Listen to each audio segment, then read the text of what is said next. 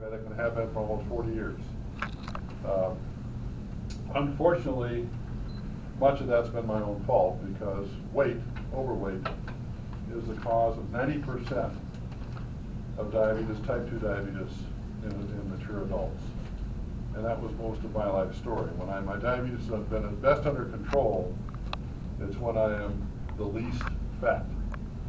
So if you want to prevent diabetes, control your weight. It was 1898 when Dr. Elliot Joslin, the famous Joslin Diabetic Clinic in Boston named after him, first prescribed diet, exercise, and lifestyle.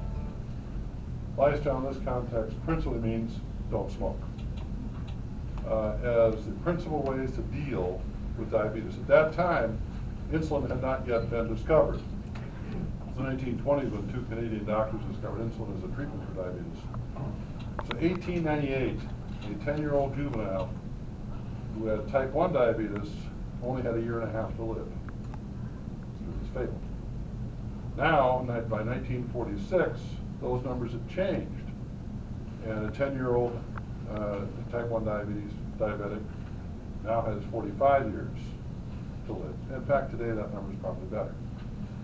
So they made a heck of an improvement in type 1 diabetic research. And the Juvenile Diabetes Association principally is funding type 1 diabetic research on the premise that if we solve the type 1 problem, which is the body's making no effective insulin, that we automatically will help the type 2 diabetics at the same time. To my knowledge, there's no direct program dealing with type 2 unless somebody can correct me on that, in the research programs. But it is vitally important because I can't think of anything more devastating to a young person than living with juvenile diabetes. It is an incredibly limiting factor in all phases of a young person's life. I can't think of anything that will make a bigger impact on our young people beneficially than finding a cure for diabetes. Now, finding a cure for diabetes is a huge, huge, tall order. Now, all around the country, the things that you do and the wonderful support that Whitehead has given to this in years past, and I'm sure again this year will do, is very gratifying to me. Multiply this by thousands or tens of thousands, and that money is going to one day solve this problem for young people. I can't think of anything better to be involved with when it comes to a fundraising activity than helping juvenile diabetes.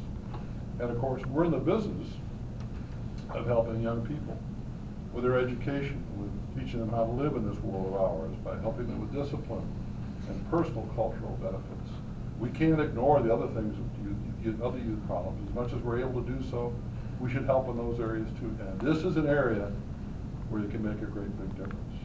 So being a part of the walk, do what you can to help raise money, letting it be known you care is, to me, the biggest thing that comes out of this.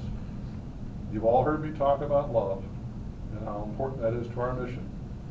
What greater love there is than to help your fellow man in an area where you don't directly have to be involved at all. And that's what you're doing. So I'm really proud of what you do when you participate in an activity like this.